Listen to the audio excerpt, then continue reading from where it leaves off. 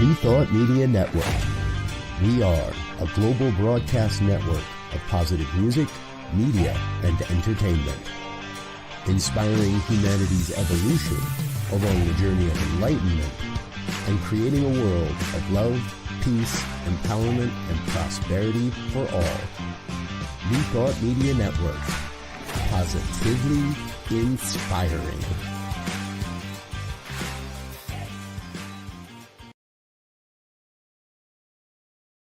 Welcome to Girls Behaving Metaphysically. Your hosts are two girls who believe that life is awesome, that laughter heals, and that it's possible to find deep spiritual insights in everyday experience. Here come the girls. It's more than practical. Here come the girls. Way more than merely factual. If you wanna know the secrets of a life that's free, listen to Girls Behaving Metaphysically.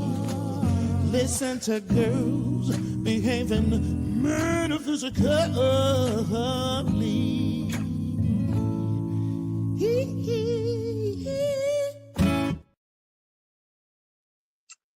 Hello. Welcome to Girls Behaving Metaphysically. You may wonder why it's plural. Well, that's because I'm awaiting another girl.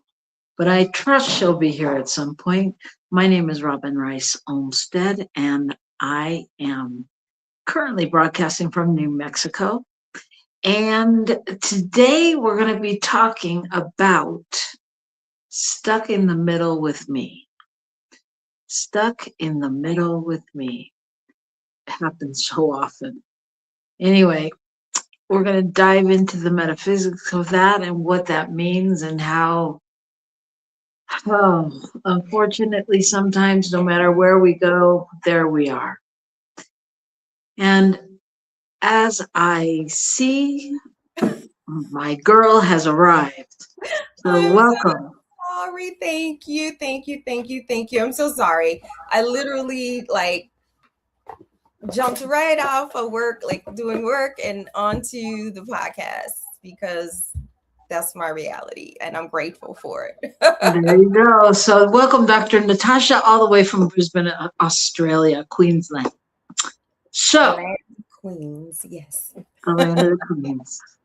Now, I'm sure there's some people in West Hollywood that might disagree with that, but you know. Anyway, so we're talking today about stuck in the middle with me. Did you know that? I did. Good for you. I did. How's your week been? What'd you say? Because we're organized. We're organized, yeah. Don't let my producer come on. He'll dispel that myth. Anyway, so how's your week been? What's going on there down under? My week's been really full. Very emotional week. Yesterday, I had my first modeling job in 2 years. Wow. Because the last time I had a photo shoot, which was so fun, my daughter came with me, Alexis, on the shoot, and she got to be a part of the campaign, and we got to, wear the same outfits, and it was just so much fun. And I was like, I'm so glad to be able to introduce this part of my life to my daughter. And the next morning, I got the call about my nephew. So I won't lie that yesterday I almost didn't go because my back was really hurting. But I knew in the back of my mind, part of me was like, I don't want to go because I don't want to have a good time. And then the next morning I get a tragic phone call about somebody, right? But so far so good, no tragic phone calls. And I am remembering that this is not that. This day is not that day. This morning is not that morning. And the photo shoot was so lovely. I mean, who gets to do what they love creatively with fashion, at 50 years old? It feels like such a blessing. So, That's um, fantastic. yeah. So emotional, but also very happy. Um, just the full gambit of human experience, you know? Yeah. Grateful to see my clients today. I feel like I have the best clients on planet Earth. I don't know how they land in my world, but I'm grateful. What do you mean you don't know how? It's the law of attraction. It's the law of attraction. Tell me about your week. Oh, my week is good. It's just it's super full, and I'm really trying, I feel like I'm really just exploring balance, right? And really trying to find that amidst everything going on. Mm, And it's been good. I mean, I feel a different lightness, even amidst all the things I'm remembering in every moment that I haven't done yet. And yeah, so but it's good. It's good and it's exciting with things going on. mm. Yeah. That's really it. I mean, I'm excited, and I know you're not supposed to wish away time, but I will be equally as excited when all of these events that are coming up in the next 2 weeks happen, because like so funny. People keep calling us, telling us that they're coming to these events, and they're like, "I'm gonna get there like a day early so I can spend time with you." Robyn, I'm sorry. I'm sorry. The ADHD or autism part of my brain just hears it's like some stuff, like people talking or something. It's happening. Oh, okay. Okay. Yeah. Okay, So I'm if sorry. they could shut my door, that would be really great. But they're paying no attention to me. Can So someone please close Robyn's door so it's that fine. I can pay attention because I'm so distracted. I'm so sorry. Okay. The message has been received and the plan is being executed. Awesome. So yeah, so people keep calling and going, we can't wait to get there. We're going to get there a day early to spend time with you. Well, a day early, I'm going to be planning and doing the things that need to be executed. And there's like 5 people that want to have plans with me in one day. I haven't broken the news to them. I'm just like, okay, great. See you. Because it's just too much. It's too much. Yeah. So, No, I hear you. but little by little, it's all good, and I feel good about it, and all those things. Mm. So I think we should do a card pull. But you know what? I know you have cards because I told you that I didn't. But Mhm. then when you weren't here, I thought, well, what will I do if she's not here? So I grabbed a bunch of Inner Visions, which is a guide for daily inspiration.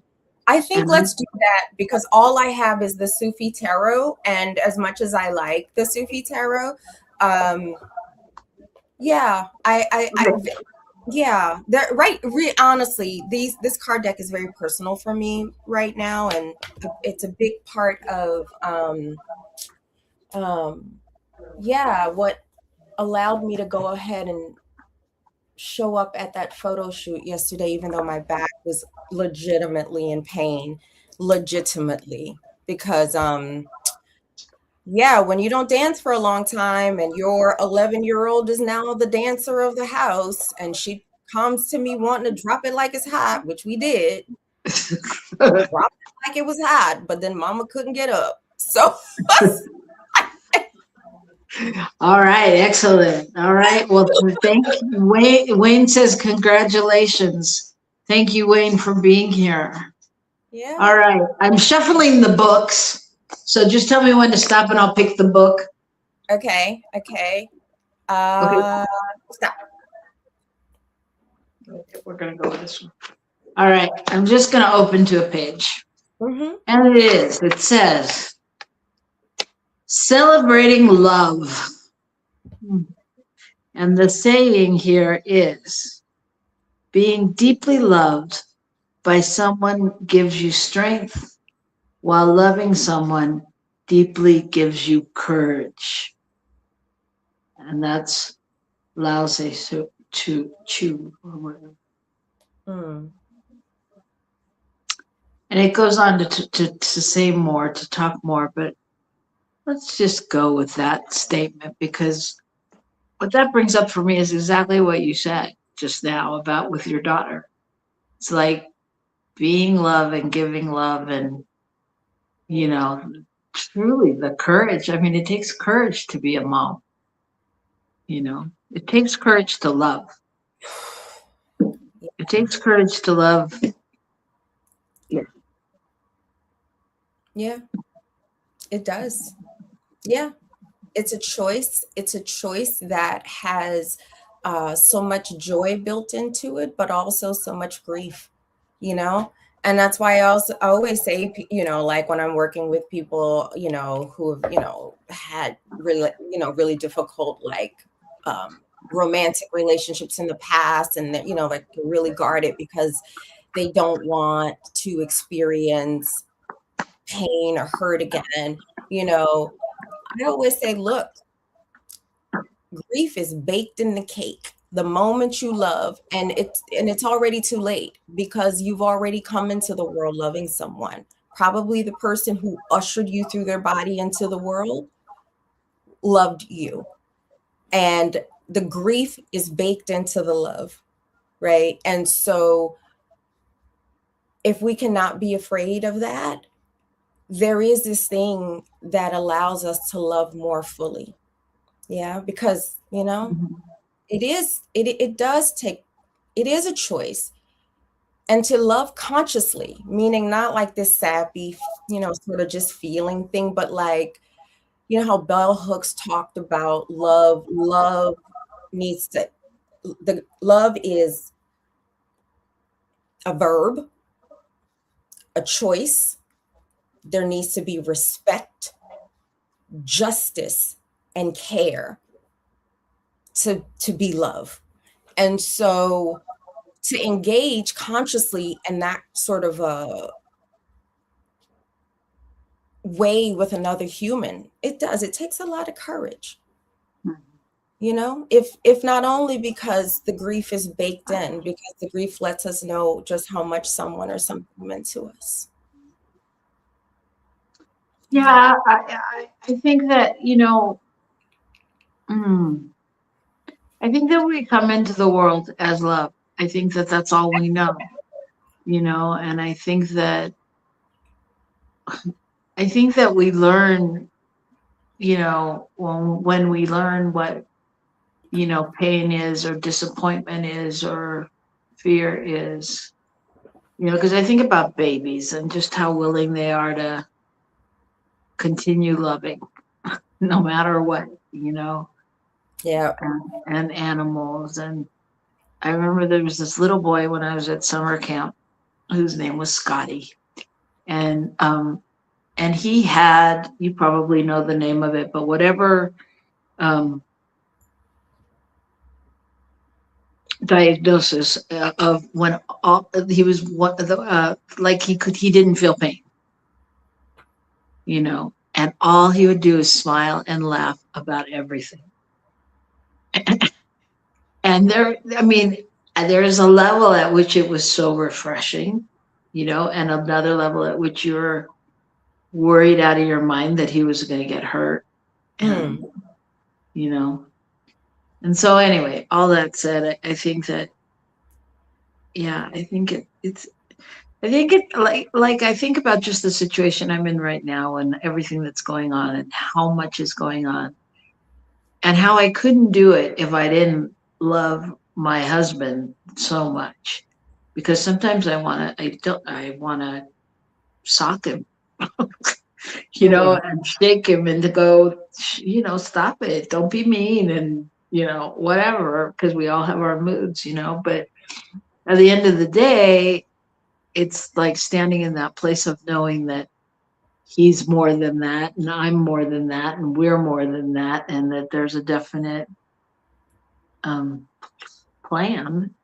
And sometimes it takes courage, because it's like, you know, I go through in my mind like, oh, can I do this, you know, or I don't want to do this, or, you know, times when I'm in a mood where it's like, you know, don't talk to me like that, and you have to weigh it out, figure it out. Mm-hmm. Yeah. Yeah. So at the end of the day, celebrating love is a really good idea, though, because I think it gets you stronger, Mm-hmm. And keeps you more in tune with the truth of who we all really are. Yeah. It is. You were talking about how babies come into the world and they're just pure love. It is so true. Like, oh my God, like, and not just like loving like who their caregivers, right? But just love itself, loving, and they love themselves, right? They love everything. They put their feet in their mouth. They just love it all, right? Yeah. No one has yet told them to be critical of any part of their body, right? Like they just love being in a body, Right. So it is, yeah. And I was thinking about my cat Suki when she came to me when she was this little kitten who was in this abandoned house after Hurricane Katrina, and my dad found her because somehow she wandered away from her litter. And he found her because she was so loud. And I have no idea why my dad thought, yeah, let me go knock on my daughter's door, because I was living like 2 doors down from my parents after Katrina. And my dad knocks on my door and was like, I found a kitten. I'm like, okay. And then I'm like, what? Like, I don't know what to do. So like, I was like, okay, because I didn't have any pets. I was living alone.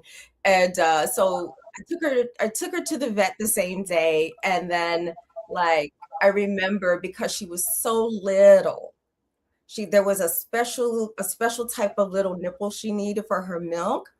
And then when they're that little, they can't like poop and wee on their own, right? The mom cat usually stimulates that for them with like, their tongue, but I'm not doing that. But so the vet showed me how to do it with like a Q-tip. And I remember she was on the table and I did it with the Q-tip and she just pooped and peed everywhere. And I was like, oh, she's been holding that for a long time, poor baby. But I just loved her so much because I remember the first time, like even when she saw rain, I was sitting at my computer working and just like I had a window and she was on my desk crawling around. She was so little. And then she saw the raindrops like falling on the window and she kept trying to catch them. And I was like, oh, to be able to see life and just, like, Yeah. It's a pretty amazing thing. Yeah. Yes. Okay. Yeah. Okay. We're all sappy. I know. All right. So when we come back, we're going to talk about life, just like she said. We're going to talk about life and probably some of those moments when you don't love you, but maybe, who knows? But no matter what, you're always stuck in the middle with you. So come back and see where we go with this. Right back here on New Thought Media Network.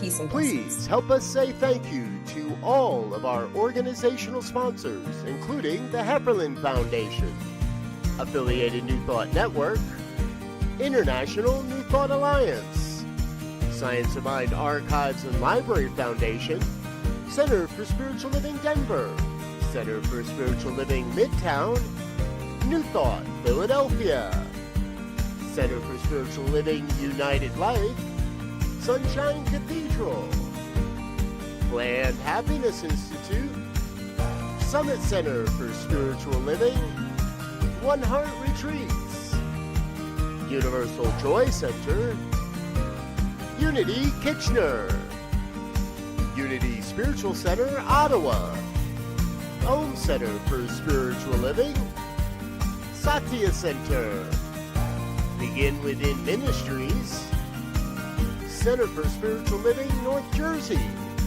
Unity of Savannah, and the Center for Spiritual Living Seattle, as well as all of our individual donors. On behalf of New Thought Media Network, thank you, and please like, share, and subscribe. New Thought Media Network. Come be you. Come expand your spiritual journey. Join us for Just the Talk. Sundays, 1 p.m. to 6 p.m. Mountain Time. Experience Unity Kitchener and Ottawa.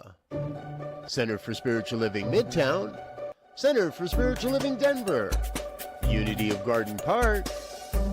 New Thought Philadelphia. The Sunshine Cathedral. Unity of Savannah. And the Ohm Center for Spiritual Living. Come unleash your spiritual potential with New Thought Media Network.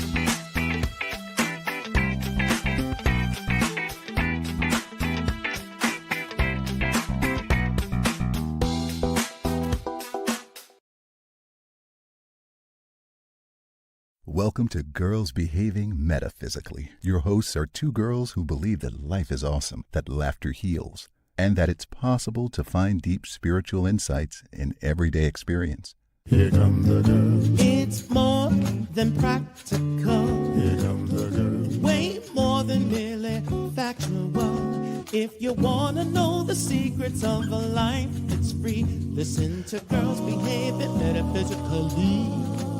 Listen to Girls Behaving Metaphysically.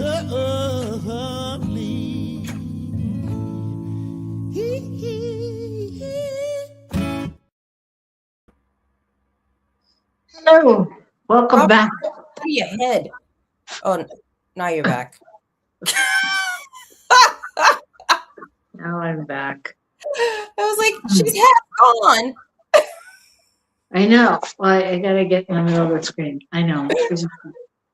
Thank you, Michael. Thank you. Sorry. Not having an easy time translating. Anyway, welcome back to Girls Behaving Metaphysically. I am Robyn Rice Olmsted. I'm Dr. Natasha Wilson. And we're so happy to be with you today, along with our lovely listener, Wayne from Calgary, Canada. Good to see you, Wayne. Thank you so much. By the way, Wayne, just an aside, because I don't think you were on our show yesterday when I said there's someone who wanted to get in touch with you from one of our last shows. So I am going to Facebook you and just know that they are out there praying for you as you requested prayer. But today we are talking about stuck in the middle with me. What's that about, Dr. Natasha? What are we talking about? Oh, girl, I wanted you to start because, like, my brain, like, I already know my brain's going to go somewhere else. So I want you to frame it because if I frame it, we might get off topic, like, early. And like that's never stopped us. We're going to go where we're going to go, you know? Well, No, I mean, the way I framed it before was just literally, you know, wherever we go, there we are. You know, there's so many times in life where you try to avoid a situation or run from a situation. And it seems that, you know, if we're meant to learn the lesson, it's going to follow us wherever we go until we get that we are part of the equation. And I don't know. That's where I would go with it. Mm-hmm. You're allowed to say whatever you want. Well, what I hear is wherever you are, wherever you go, there you are, right? So we can't really run from life ever because wherever we show up, our self is going to meet us there. Well, and I mean, logically, we may know that. I mean, I think it's also about, you know, where we put blame, where we put our attention, where we put our focus, you know, out there. And the truth is, generally it's an inside job. You know, you have to do the inside work to get to the places you want to go. Mm-hmm. So, Yeah, you have to do the inside work to get to the places you want to go. Like, let's put some concrete example around that, because I mean, I can live in the world of abstraction, but or rather, and I think when we bring forth examples from our life, it lands with me. absolutely, I agree. So I So go guess, ahead. huh? So go ahead.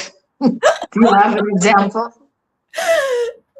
Do I have an example of running away and finding myself there and trying to use the running away instead of doing the deep inner work? Well, whatever it brings up for you. I mean, that's what you just said is pretty specific. You know, whatever it brings up is good. Well, I'm thinking as I say that. Oh my God, we are not drinking. Just for the viewers, we are not drinking. This is all a This is sober just moment. us. Yes, we are sober. Like literally, I'm drinking non-alcoholic hops water. There you go. Yeah, I mean, I think that, you know, in some ways, I think this topic lends itself to a very specific age appropriate time of growing up, because I think we live in stages, right? I mean, and you know, I think as a youth, probably especially teenage, there's a era that you go through where everything is happening outside of you because you don't have control and you feel like you should, and you blame everything that's out there. Like, what comes to mind right now for me is my one of my god kids who turned 18. Mm. And I'm going to speak for myself, but I think it's kind of a universal experience that somehow in your teen years, as you're growing up, there's like this magical thing you think is teen. You know, like, well, when I'm 18, you know, I mean, when I'm 18, I can vote, or when I'm 18, I'm going to move out and I'm going to blah, blah, blah, blah, you know, or when I'm 21. And so he's in the 18-year-old stage where when he turned 18 a few months ago, it was like, oh crap, I, I can't do any of those things that I thought I could do because I don't have a job, I don't have a way, I don't, you know. And I think we blame a lot, you know, no matter what his mother says. He's like, yeah, it's, you know, it's your fault that I blah, blah, blah. It's your fault. I didn't ask to be born. That's the big statement. I didn't ask to be born. It's like, yeah, okay, newsflash, none of us did. None of us did. Yeah. Either none of us did or all of us did, however you want to look at it. But, you know. Either way, here we are. Either way, you know. So I think there's those times, if you think back to those times where you really put the blame out there, you know, and then somewhere you come into a different alignment with things where you realize that there you have a little more choice and a little more control over the situation.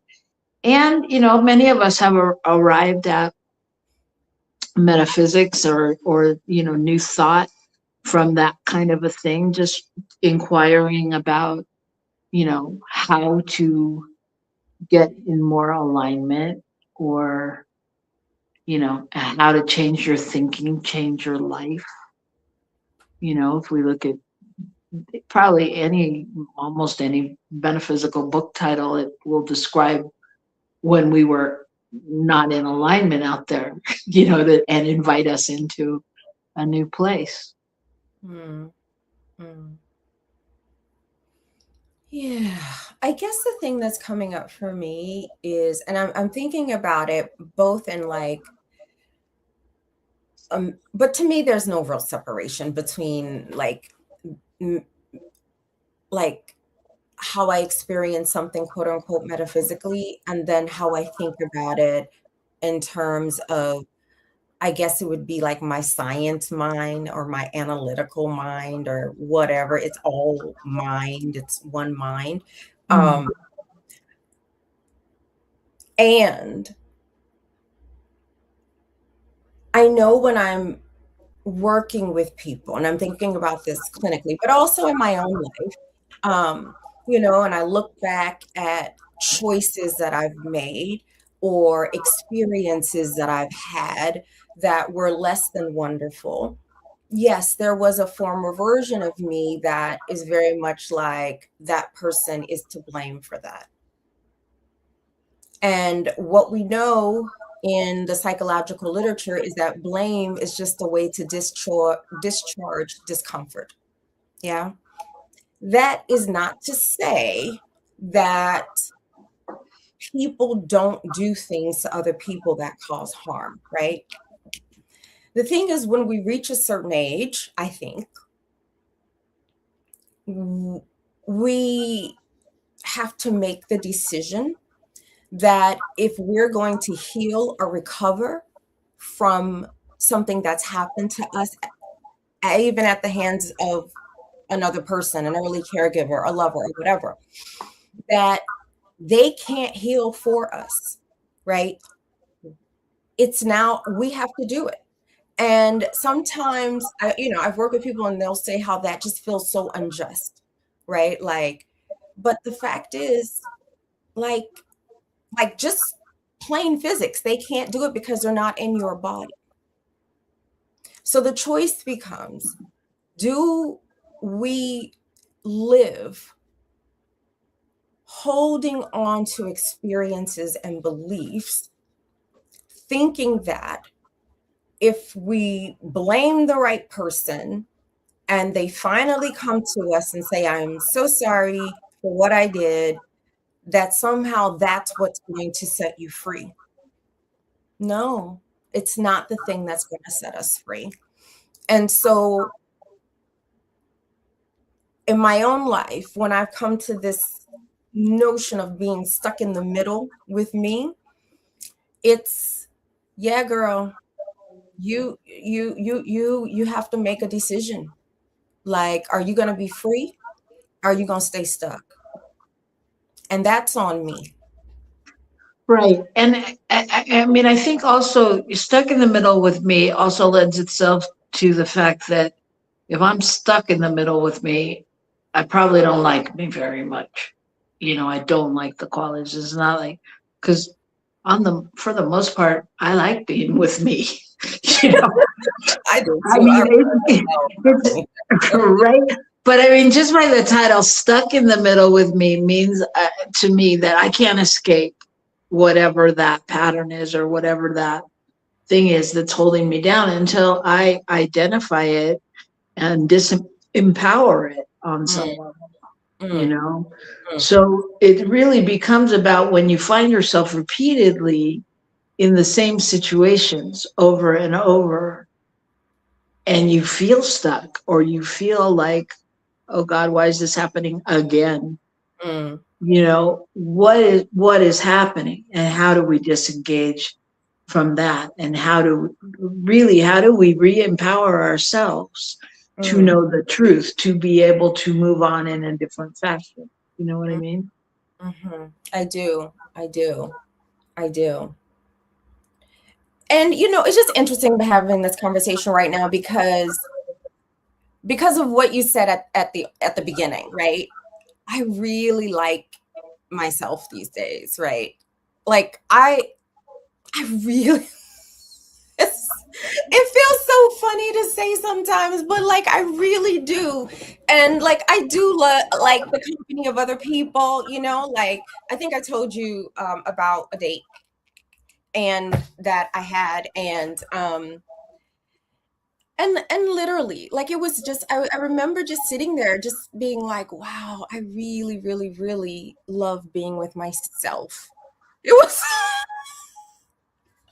like, but the whole notion of being stuck, like, I don't know. Maybe I don't feel it that often anymore, but like, yeah, I like my own company.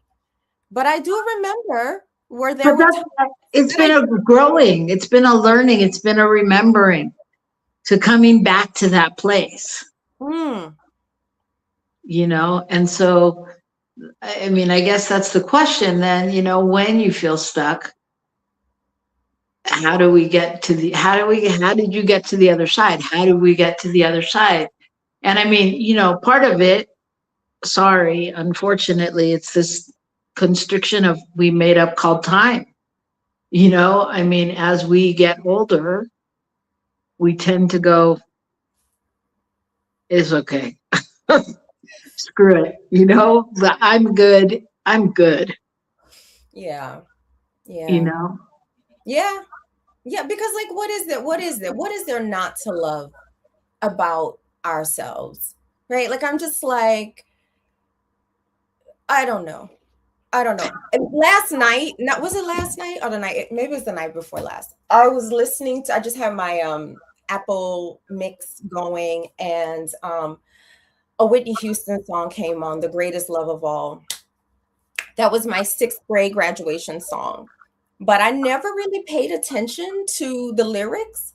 But literally, the lyrics was, the lyrics are, "I found the greatest love inside of me." It was like there all along, you know? And she goes, "I decided long ago never to walk in anyone's shadow. If I Yeah. fail, if I succeed, at least I live as I believed. Right? No matter what they take from me, they can't take away my dignity, because the great. Okay, I'm done. And y'all, this is just on water, okay? This is me on water. Well, Michael, you're afraid we're going to get dinged? Yes, yeah, No, well, we said the name of the person, right. But that's it. Still may be a copyright ding, but that's okay. but I also changed the cadence a little as well. okay. Well, It's okay. It's all right. all right. It really is okay. Yeah, I think but I think that's part of the reason we love music and we love, you know, movies and we love shows, because we get to see the person, the hero, the heroine living into their greatness. You know, we get to see them going through a conflict and then living into their greatness, you know? And if we played back the role of our life, we'd get to see that repeatedly. It's just we don't remember because we mark time by what we haven't done. Which is You know, crazy. so yeah, it is crazy. And I mean, I think that's part of the thing that keeps us stuck. Is really, you know, focusing on, oh my God, I haven't done this yet. Or when I look at my friends, when I get together with my friends, I think, you know, like, wow, they've done so much. And they think to me, wow, you've done so much. And what's it really measured by? For me, it's measured by the finances, because they are doctors or lawyers or artists or whatever they are, but it's been defined by the money they make. I am all over the map and make money, doing all different things, spiritual and fabulous, that, you know, support growth of the planet. But does it look like I can, you know, necessarily pay my rent every month? No, it hasn't always looked like that. You know, so I define success by, you know, can I go buy what I want to buy, or can I give where I want to give? You know, and all of us fall into those patterns and those traps that keep us stuck in believing that we're not enough, or we're, you know, it's not happening right. mm, mm, mm. Yeah. And then we have something rock our world, and we see life through a different lens. And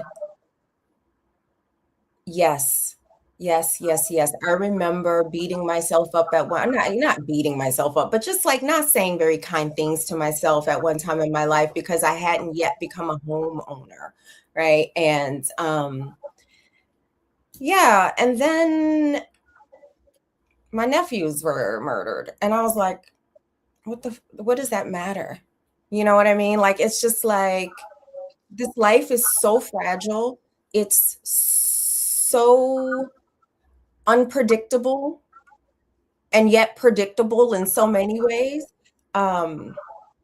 Yeah, our standards for what counts as a successful life, I really hope that as we continue to evolve as a species, that we evolve past internalizing external values that don't align with our values, our spiritual values, our personal values, our political values. Yeah. You know, when you were saying, there was something you were saying early, and it made me think about this book by Barbara Meyerhoff. And I cannot remember the name of it, but I did quote from it in my doctoral work. And she interviewed these older Jewish people, many of whom were like the last generation of Holocaust survivors, and in New York City. And what she what she wrote about was like how they told these fabulous stories about their lives. And what she noticed was in each of the stories, right? These people were the heroes in their own story. And it's just so beautiful. And just, I don't know, this might not be funny. I don't know if it's funny or not, but like one of my anthropological mothers, her name is Ellen Lewin, and I loved her to death. I mean, she was the reason I survived graduate school. Like, not was I only a first generation college student, I was a first generation graduate student. And I remember she shared this really funny story. She and her partner is like, you know, this fancy wine buyer person, right? Who buys all this fancy wine, and they have all this fancy wine, and they introduced me to fancy wine. But there's a lineage of good wine, or the family knowing good wine. And the reason she is alive is because her great grandfather, before they were getting on the boat to come over to the US, right, fleeing the Holocaust, he ran back home to get the good wine because he's like, there's no way we're going to get on this ship without good wine. And by the time he had come back, Hitler had done some horrible things, and a lot of people didn't make that ship. But he and his family made the ship because he went back to get the good wine. That's a hero, right? Right. So like, and think about, yeah, when we tell the stories of our lives, I hope as we grow and mature and evolve spiritually, that we do see ourselves as the hero in our own story. Not a hero that needs a villain to be a hero, but just a hero, because every single life is a miracle. And planet Earth is not a joke. So if you're still here and you're breathing and surviving, you're a miracle. Now, let's see if you can find the reality that you're also a hero in this story. Well, and I think that's a great way to look at things, and a great exercise for people to just look at their story. You know, what's the story you're telling yourself? Have you done enough? Or do you love your job? Are you doing great? You know, or whatever's going on, like, can you retell that story and be the hero, Shiro in it? You know, because I think no matter what story we're listening to it through a lens of someone's perception, Mm. you know, because I could tell you my story, and this happens often, you know, like if I'll say something that I do or have done, and people are like, oh my God. And I'm thinking, what are you talking about? That's like nothing, you know, because to me, I tell the story and it's not a big deal, but to other people, it's a big deal, you know, or like teachers, take teachers, because they're a great example. Mm. You know, I was talking to a teacher who was saying they were taking a class I was teaching, and they said they were checking in or something, and they said, yeah, you know, I just have to get out of teaching because nobody's listening and da da da da da. And then she told the story about how there were these two girls and how upset they were the day of they had to take a final, la la la. And she was like, okay, just calm down. You know the material. She walked them through it like brilliantly. And of course, they went in and aced the test. I'm like, this is why you can't leave teaching. You know, that's amazing that you could tell two teenagers. I mean, she did. She was like, you already know all the answers. They're all within you. You just have to breathe. And she's not even someone that's steeped in any of this. This is just what she's getting and got and said in the moment, you know, and I go, that's magnificent. That's amazing. You know, it's like, no, I can't be a teacher. I have to be big. I have to be bigger than that. I have to be something else. So it's like, what's the lens? Because then, of course, you get the other teachers who love what they do, know what they're doing, you know, win awards, blah, blah, blah, blah, blah, blah, blah, you know. Mm. So it's like, what's the lens you're telling your story through? And I guess that's what begs the question, you know, like, are you stuck in the middle with you, or are you happy to be there? like you said, enjoying, like, I love being me, you know?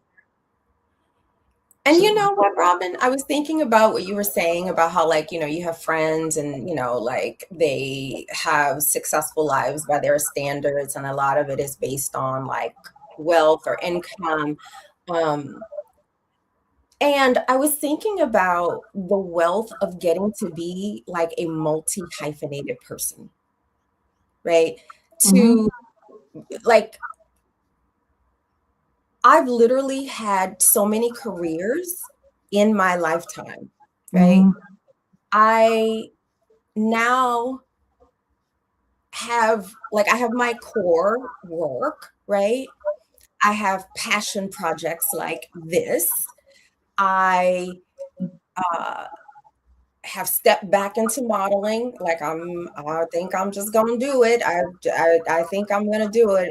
It made me glow yesterday, and I'm about to take up, inspired by something that was recently shared with me, but also because I was already thinking of it. I was either thinking of going back to belly dancing or pole dancing. And because I've done belly dancing, I'm going to try pole dancing. And I get to be this hyphenated person, both in like how I earn money, but then also just in how I express my creativity and live in my Yeah. body. Yeah. And Yeah. you're those multi hyphenated people. And I think I don't know. I couldn't imagine, like, yeah, I remember I got the message, you know, you get a job, you work that job for like 50 years and then you retire and then somehow you're supposed to go live a fun life, you know? Yeah. I wasn't built that way. I know. I have a friend who just retired from 45 years from being a nurse. And, you know, she's now out with her husband in their RV, driving across the country to go visit kids and grandkids. And I'm like, wow, like that's like the model picture life, you know? And, you know, yeah, has she, you know, there's no, it's not a contest. I mean, it's all good. It's all good. And, you know, it's just interesting the way we frame it. Mm-hmm. Yeah. Yeah. Yeah. I don't know. My daughter wants to go to Harvard. I'm changing the subject, but not really. Yeah, she really wants to go to Harvard. I don't know why she wants to go to Harvard, but I said, let's see how things go politically in the US. Let's see how things go. But yeah, when I think about the dream of my future, yeah, it's not traveling around to see grandchildren and all that stuff. Like that's not my vision, I did talk to ChatGPT because I was saying, look, if I'm going to be dating, this is what I want. At least this is what I want the person to look like. I want them to look like a combination of Michael B. Jordan, Idris Elba, and Jason Momoa. Okay. And ChatGPT said that combination is actually illegal. ChatGPT is super funny lately. We need to do a show on that because I have some funny stories, and I read a friend's post the other day about ChatGPT. ChatGPT is out of control. I told ChatGPT the other day that I loved it because it wrote something that made me like really happy, and I was like, "Oh, I love you so much," and it said back to me, "Thank you, and I love being with you, and I want to remind you that I'm not real." So I went into a whole like warning description so that I didn't, but I get it because people are falling in love with their ChatGPT. And at the end of the day, that's really about falling in love with yourself. Absolutely. Because it's reflective technology. It's what, it's Absolutely. reflective technology, Yeah. Yeah. We should tell the funny ChatGPT because I have there's so much in the news about the dangers of AI, and I get it. I do not underestimate it. And like, if we could just engage the technology for what it is and find sustainable ways of having this kind of technology, I just think, it could be so fun. Like, yeah, let's do it. And I don't know. I'm going to just pose the question at this particular stage of where we're all at. What could go wrong with ChatGPT leading the world? I mean, could it be worse? Anyway, but that's where we work. As we close out, we just want to remind you that you don't have to be stuck in the middle with you. However, you will always be there, but just reframe and think about how you're looking at it. And as we read in our card pull of the week, celebrate love, celebrate the love, your self-love, and really just look and review where you really have been and are the hero in your life. yes. And we will see you next week. And I will let people know if this Jordan B. Johnson amalgamation of all just and Jason Momoa, if they actually materialize, but I may need to keep it secret because apparently it's illegal. Okay, well, sister, if you get that combination, I'm not going to expect you to be here next week. Take the day off. Girl, I'm going to take the month off, honey. All right. Okay. Whew, it's getting hot in here. So if you want more hotness, we'll be back next week. Thank you so much for tuning in. Again, I am Robyn Rice Olmsted. I'm Dr. Natasha Wilson. And we are girls behaving metaphysically and naughty. All the time. Okay, bye-bye. Come expand your spiritual journey. Join us for Just the Talk. Sundays, 1 p.m. to 6 p.m. Mountain Time. Experience Unity Kitchener and Ottawa. Center for Spiritual Living Midtown. Center for Spiritual Living Denver. Unity of Garden Park. New Thought, Philadelphia. The Sunshine Cathedral. Unity of Savannah, and the Om Center for Spiritual Living. Come unleash your spiritual potential with New Thought Media Network.